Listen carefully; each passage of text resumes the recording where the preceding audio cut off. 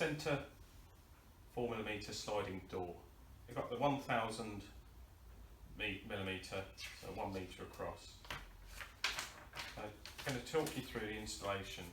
So on page 1 there's a very useful checklist. So you've got 4 steps. Check that you've got the tools required. So impact drive is nice to have, obviously screwdriver must have, drill bits, drill, 3mm drill bit, pen for marking out, pencil, knife. Also the raptor square edge is a very useful tool for making sure you get an equal distance across the bottom threshold. Spirit levels and sealant you're going to need for the last step. So I think I'll tape measure, didn't mention that already.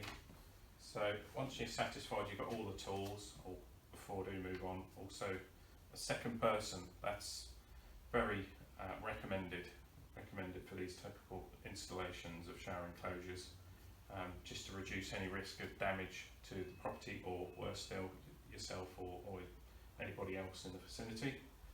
So check that you've got the installation site is compatible. So I'll take you into the installation site. That's a case of making sure that you've got the right distance across the top of the tray. There's a useful diagram on page 4. So once you're satisfied 1 and 2 are good, 3, check the enclosure components, and 4, check that the installation kit is complete. So as they're aluminium and glass, things are quite soft, prone to getting damaged. So worth taking the time, just make sure that everything is you're satisfied before you begin. So just walking you through, you've got your wall jambs, your framework, your seals, your top and bottom threshold, your rollers, handles, fixings. These white caps, I'll show you a close up of those, very useful to know that those need to go on the screws before you screw everything in.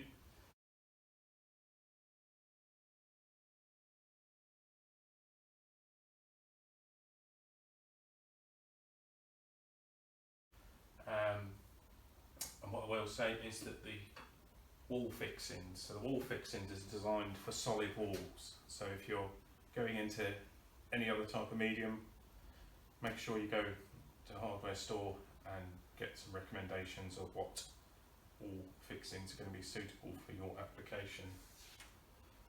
So, and obviously the glass panels themselves. I think I've measured, covered everything there.